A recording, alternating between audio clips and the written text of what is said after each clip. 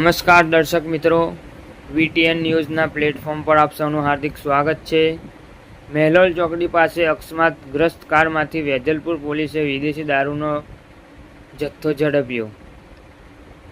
Vejalpur police સ્ટેશનના PI MB Gadhvi ખાનગી વાહનમાં પેટ્રોલિંગ કરી રહ્યા હતા, ત્યારે તેઓને માહિતી મળી કે વેજલપુર મેહલોલ ચોકડી પાસે વેજલપુર તરફ ગોધરા વડોદરા હાઈવે તરફ એક લાલ કલરની બ્રેઝા કાર અકસ્માત થયેલ હાલતમાં ઊભેલી છે।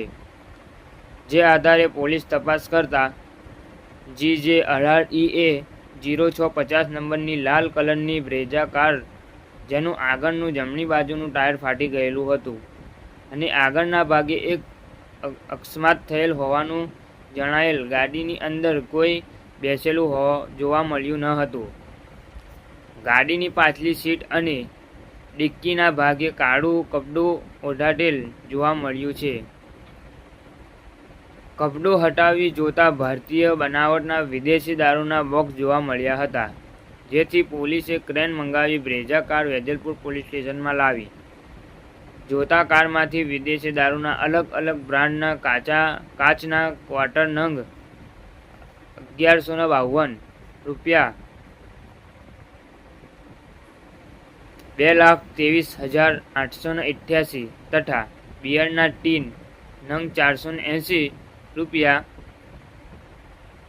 1,05,600 કુલ મળીને રૂપિયા 3,29,088 નો દારૂ બિયરનો જથ્થો તેમજ કાર રૂપિયા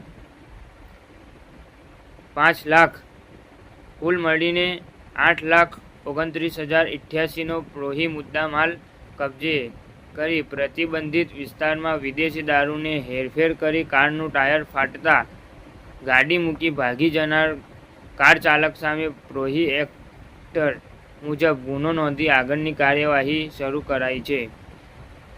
ગાંધીના ગુજરાતમાં દારૂ બંધ,